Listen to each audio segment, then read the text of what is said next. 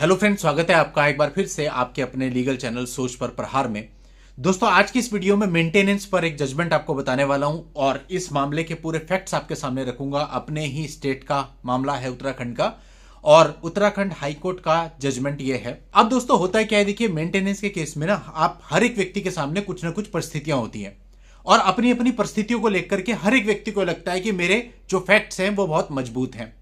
Even एक मामला मेरे पास आया था, उन्होंने बोला कि भाई ऐसा है कि आपको इस मामले को चंडीगढ़ हाईकोर्ट में फाइट करना है। मैंने उनको मना कर दिया कि मैंने कहा जब आपने ऑलरेडी मामला फाइल कर दिया और वो एक अपील है और अपील की ड्राफ्टिंग ऑलरेडी हो चुकी है, तो जिसने भी बनाई है अपने हिसाब से बनाई है। अपील में कोई ट्रायल तो चलता नहीं है कि भाई हम उसमें कुछ निकाल के लाएंगे। वहां तो जो आपने अपील फाइल करी है उसी के आधार पर आपको आर्ग्यूमेंट करने। जब अपील ही हमने फाइल नहीं करी, किसी और ने फाइल करी है, तो उसको हम कैसे करेंगे, दिक्कत आएगी। तो उनका यह कहना था कि साहब ऐसा है, अपील हमने बहुत मेहनत से और बहुत ही बढ़िया तरीके से बिल्कुल अप टू द मार्क बनाई हुई है, वो कोई दिक्कत ही नहीं है।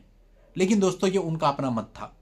अब उसी अपील को अगर उठाने में बैठूंगा तो मैं अपने हिसाब से कम 50 चीजें निकाल दूंगा जो नहीं होनी चाहिए थी, और कम से कम 50 चीजें वो निकाल दूंगा जो होनी चाहिए थी, जो नहीं है। तो कहने का मतलब, हर एक व्यक्ति को लगता है कि मेरा जो ग्राउंड है वो बहुत स्ट्रांग है और इस ग्राउंड के आधार पर मेंटेनेंस नहीं बंधेगा। अब कई बार होता है, देखो, मेंटेनेंस को चैलेंज करने के लिए आदमी हाई कोर्ट या सुप्रीम कोर्ट तक चला जाता है, लेकिन उसको कोई रिलीफ नहीं मिलता। उसकी गलती होती है क्योंकि उसने एनालाइज नहीं किया होता, और जो एनालाइज किया भी होता है वो अपने पीओवी, अपने पॉइंट ऑफ व्यू से किया होता है, जबकि आपको किसी प्रोफेशनल के पॉइंट ऑफ व्यू की वहां पर जरूरत होती है। उसके बाद ही आपको डिसीजन लेना चाहिए कि आपको अपील में जाना है, रिवीजन में जाना है।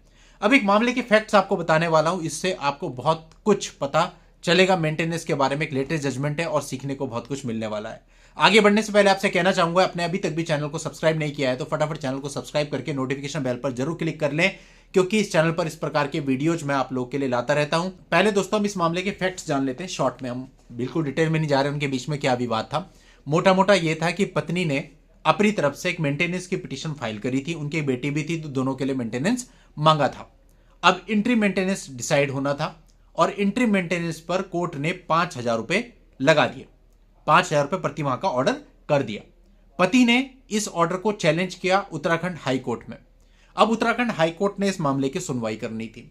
पति का यह आर्ग्यूमेंट था कि जो पत्नी है वो वेल एजुकेटेड है और शादी से पहले वो जॉब भी करती थी, जहां जॉब करती थी, जो जॉब करती थी, वो मटेरियल ऑन रिकॉर्ड भी है। अब पत्नी ने दोस्तों यहां पे क्रूअल्टी और हैरेसमेंट के आरोप लगा करके ये केस दर्ज कराया था और कहा था उसे मैट्रिमोनियल घर से निकाल दिया गया है, और उसने बताया था कि जो पति है वो एडवोकेट है और उसकी अच्छी अर्निंग है और पत्नी के पास कोई भी सोर्स ऑफ इनकम नहीं है। और दोस्तों, पति ने ये तर्क रखे थे कि जो पति है वो एडवोकेट तो है, लेकिन वो एक जूनियर एडवोकेट है और कार्डियक एलिमेंट से पीड़ित भी है, यानी दिल की बीमारी भी उसको है, और नाम मात्र की उसकी इनकम है, और खुद के इलाज और भरण पोषण के लिए भी वो दूसरे लोगों पर निर्भर करता है।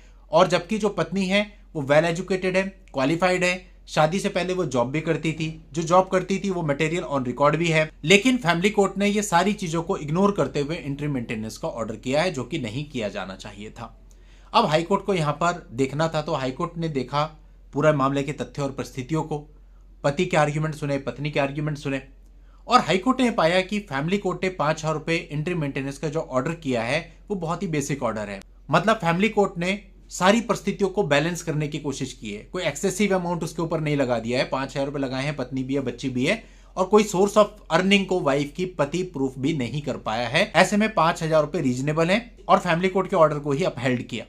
यानी ऐसे में एक बात तो समझ में आती है कि जब इंट्री मेंटेनेंस का आपके ऊपर ऑर्डर होता है तो सबसे पहली चीज ये होती है कि आपको किसी प्रोफेशनल के साथ ये तय करना होता है कि आपको इस ऑर्डर के अगेंस्ट ऊपर जाना भी है या नहीं। और ये केवल ऑर्डर देख के ही नहीं, बल्कि पूरे मामले की परिस्थितियों को देख करके तय किया जाता है। अब साधारण मामलों में अगर कोई भी व्यक्ति मुझसे ये कहता कि भाई मेरी एक पत्नी है, एक बच्ची है, पत्नी का कोई भी सोर्स ऑफ अर्निंग मेरे पास नहीं है, कोई ऐसा प्रूफ नहीं है कि वो कुछ कमाती है, और केवल 5,000 रुपए पर मंथ का इंट्री मेंटेनेंस हुआ है, तो मैं उसको क्या राय देता। आप में से बहुत सारे इस बात के गवाह हैं जो मुझसे बात कर चुके हैं, मिल चुके हैं। मेरी राय यही होती है कि भाई से चैलेंज मत करो, 5,000 से नीचे कोर्ट नहीं जाएगी, अपना समय खराब कर लोगे, पैसा खराब कर लोगे, यानी आप जाते ही नहीं, आपका टाइम भी बचता, पैसा भी बचता। कहने का मतलब है कि आपको पहले ही यह निर्धारित करना होगा कि आपके ऊपर जो मेंटेनेंस लगा है, जिन परिस्थितियों में लगा है, उन परिस्थितियों में और उस ऑर्डर के साथ यदि आप ऊपर जाएंगे, वहां पे कोई चांस है या नहीं है। अगर हमको ये लगता है कि भाई वहां पे 30-40% भी चांस है तो हम रिस्क ले। अगर हमें पहले दिन से पता है कि 100% हमारी पिटीशन रिजेक्ट होगी तो हम काहे के लिए जा रहे हैं? तो ये चीज पहले निर्धारित करनी होगी।